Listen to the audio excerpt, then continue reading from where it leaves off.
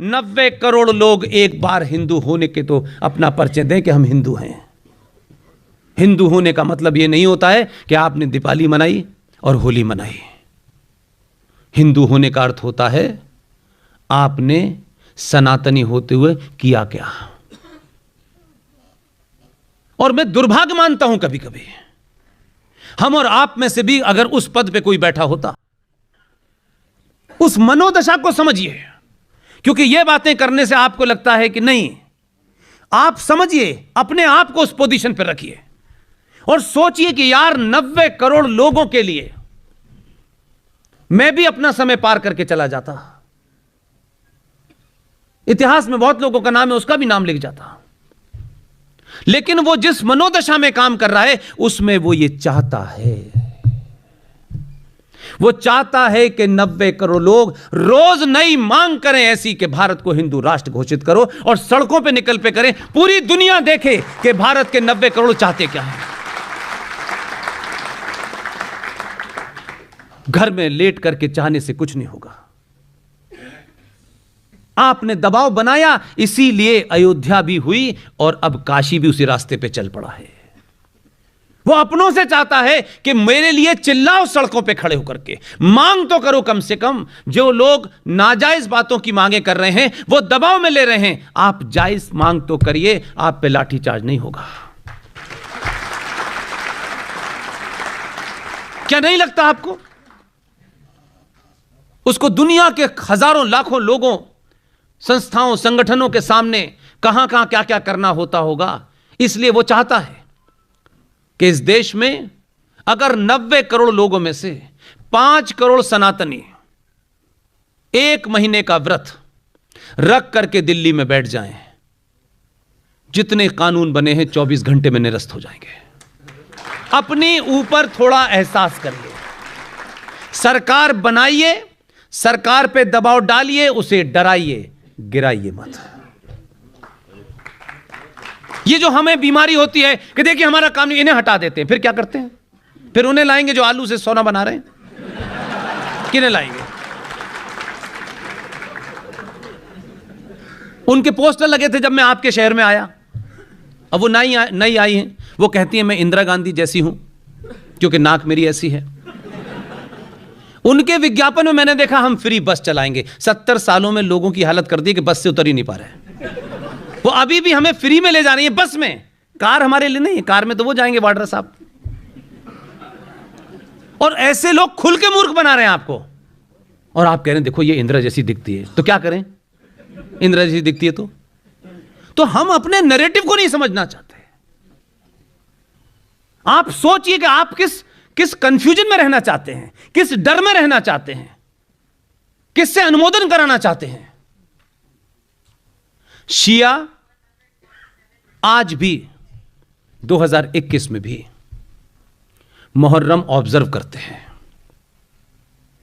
किसी ने पूछा ये शिया मुहर्रम में क्या करते हैं, ये मातम क्यों करते हैं, ये सीनों पे छुरी मार मार के खून क्यों निकालते हैं, ये या हुसैन क्यों कहते हैं, या यजीद किसे कहते हैं, किनको गाली देते हैं, किन के बारे में बुरा भला कहते हैं, ये हमने जानने की कोशिश नहीं की। ये शिया मातम इसलिए मनाते हैं, उनसे सीखिए। जो लोग आपके पूर्वजों के हत्यारे हैं, जिन्होंने आपकी नस्ल दर नस्ल हत्या की है, अगर आप उन्हें भूल जाते हैं तो फिर इतिहास आपको भी भूल जाता है। इसलिए शिया इस देश में नहीं, पूरी दुनिया में मुहर्रम मनाते नहीं, ऑब्जर्व करते हैं। वो दुख का दिन होता है और उस दिन इमाम अली को, बीवी फातिमा को, उनकी जो बेटी थी, जो अली की पत्नी थी, उनके नवासों को, मारने वालों को कोसते हैं ताकि दोबारा से वो न पैदा हो पाए। उनके लिए मनाते हैं। उनके और इनके बीच में झगड़ा इतना है, आपका तो है ही नहीं, आप तो खामखा बीच में आ जाते हैं, आप है ही नहीं कहीं बीच में। पाकिस्तान ने अपने यहां शियाओं को मुसलमान नहीं मानते, वो उनका कत्ल वाजिब है वहां पर। इसलिए मैं मानता हूं कि इस्लाम को लेकर के सुनी सुनाई बातें ना करा करें, तथ्यात्मक बातें करें। तीनों शुरू के खलीफा मारे गए और वो कहते हैं Islam is a religion of peace. Coca Cola वालों को पता चल जाए ये ऐड तो बेच देंगे वो। और आप कहते हैं सारे मजहब बराबर हैं, सारे धर्म बराबर हैं। आप खामखा कह रहे हैं क्योंकि आपको भाईजान की सेवैयां खानी है जबरदस्ती में। हमें दिखना है ऐसा। अरे किसी को गाली मत दो, किसी को मारो मत, लेकिन सच बात तो बोलो यार। जिस सच का ढिंडोरा हम पीटते हैं, हमें माता ने कहा है सच बोलने के लिए, पिता ने कहा है सच बोलने के लिए, तो सच बोलो ना यार। भाईजान के सामने जाने के सामने फिर चारा क्यों हो जाते हैं आप? सच बोलो कि ये चीज ही नहीं है, कोई एग्जिस्ट ही नहीं करती। Islam is a political ideology to capture power, nothing more than that. पूरी दुनिया में ये कर रही है। तथ्यों पे बात करिए। क्या मैंने उनके बादशान में कोई गुस्ताखी की है क्या? उनकी बेटी का नाम फातिमा था तो मैंने फातिमा बीवी कहा। या नहीं यह हाल था कि जब उनके शौहर की हत्या कर दी गई तो जो उनकी बेटी थी फातिमा, उनके पास खाने के लिए नहीं था,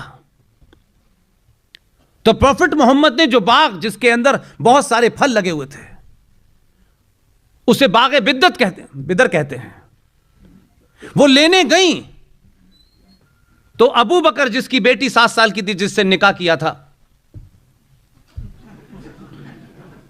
54 साल के युवा ने, उस अबू बकर से लेकर के जितने बैठे हुए थे भरी सभा में गई और कहा कि मेरे बच्चे भूखे हैं, मुझे मेरे हिस्से का वो बाग दे दो। उसकी हंसी उड़ाई, उसका मजाक उड़ाया उनकी बेटी का। वो घर वापस आई, उनके घर में फाके पड़ रहे थे, वहां यहूदी रहते थे। उन यहूदी औरतें उनके घर गईं और उनसे कहा कि आपकी चिमनी से कई दिन से धुआं नहीं आ रहा है, क्या घर में फाका हो रहा है क्या? उन यहूदी औरतों ने प्रॉफिट मोहम्मद की बेटी को खाना खिलाया। और पागलपन देखिए, वो यहूदी प्रॉफिट मोहम्मद की बेटी को खाना खिलाते हैं, उनकी मदद करते हैं, और ये क्या कहते हैं? ये यहूदियों को काफिर मानते हैं, इनको मारना जायज है। लेकिन जहालत की पराकाष्ठा देखिए क्या है।